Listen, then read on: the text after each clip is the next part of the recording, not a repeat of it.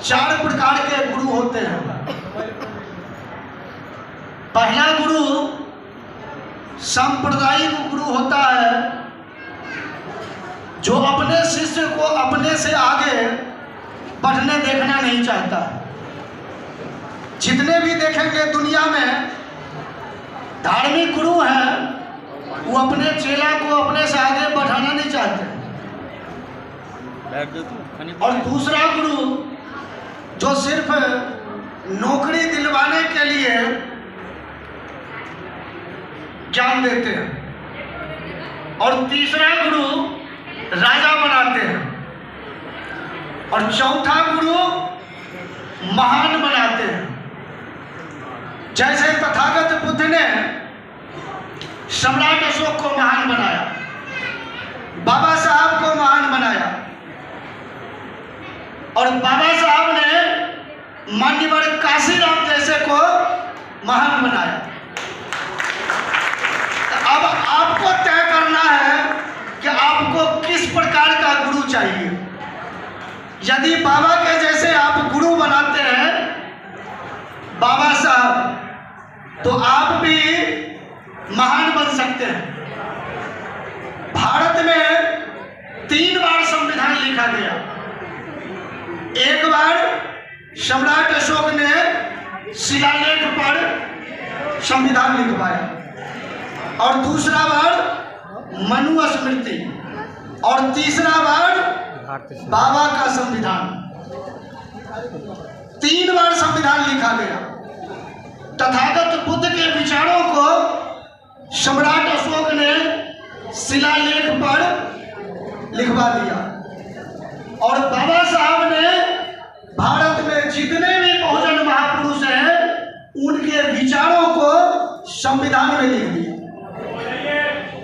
और उसके बाद हजारों साल की गुलामी से हमें मुक्ति मिल गई।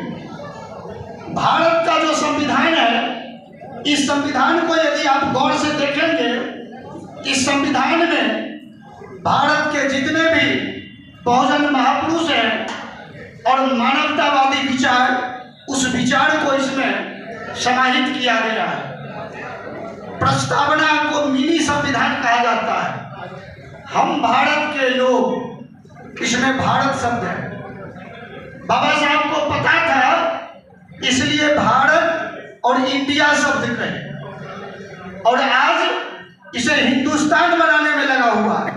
यानी भारत को हिंदुस्तान बनाना चाहता है, और यह बात पता था बाबा साहब, इसलिए संविधान में भारत शब्द लिख दिए। भारत का अर्थ भारत, भा का मतलब होता है ज्योति, प्रकाश, और रत मीन्स होता है संलग्न करना, लेना। कौन सी ज्योति? ज्ञान का प्रकाश जिस देश से पूरे दुनिया फैल रही है, पूरे दुनिया के लोग ले रहे हैं, वह देश है भारत। अब किसका ज्ञान?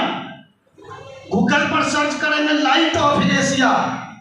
Light of Asia Tathagata Buddha को कहा जाता है।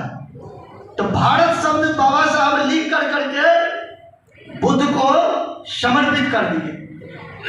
भारत के लोग संपूर्ण प्रभुत्व संपन्न समाजवादी पंथ निरपेक्ष, यहाँ पर पंथ निरपेक्ष है, किसी के विचार को पंथ माना जाता है। गणतंत्र लिखा हुआ है। उस समय में 16 महाजनपद और गणतंत्र था। मौर्य गणराज्य, शाक्य गणराज्य, लिच्छवी गणराज्य, चुनाव पद्धति थी। उस गणराज्य को इसमें बाबा साहब समाहित करते हैं। संविधान में लिखा हुआ है नागरिक शब्द।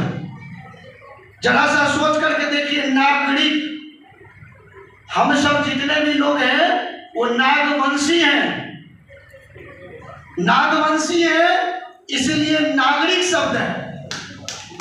और बाबा साहब नागपुर में बौद्ध धर्म ग्रहण किए थे। तो नागपुर में इसलिए किए थे कि वहां पर नागवंशी के वजह से, तो नागवंशी से भारत के संविधान में नागरिक शब्द लिखा हुआ है। भारत का संविधान में आदमी और मनुष्य शब्द नहीं है लिखा हुआ। कभी यह सोचा आपने आदमी और मनुष्य शब्द क्यों नहीं है लिखा हुआ?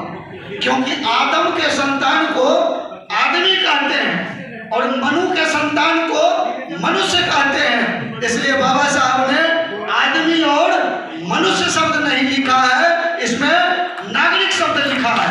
यह नागरिक शब्द पाली भाषा में नाग को मानव कहा गया है और हम लोग नागरिक मतलब नागवंशी हैं।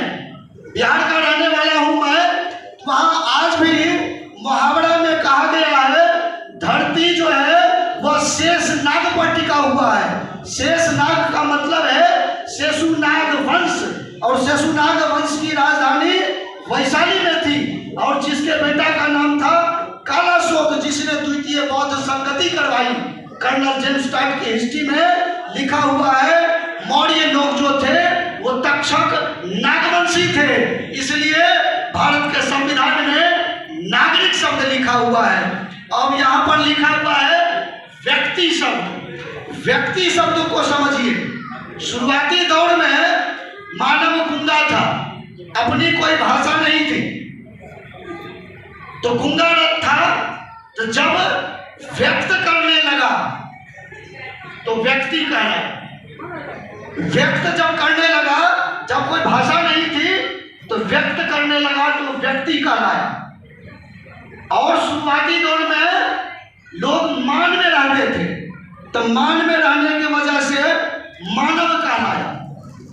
अब फिर बुद्धि का प्रयोग किया और मान में रहने लगा तो बुद्धिमान कहलाया।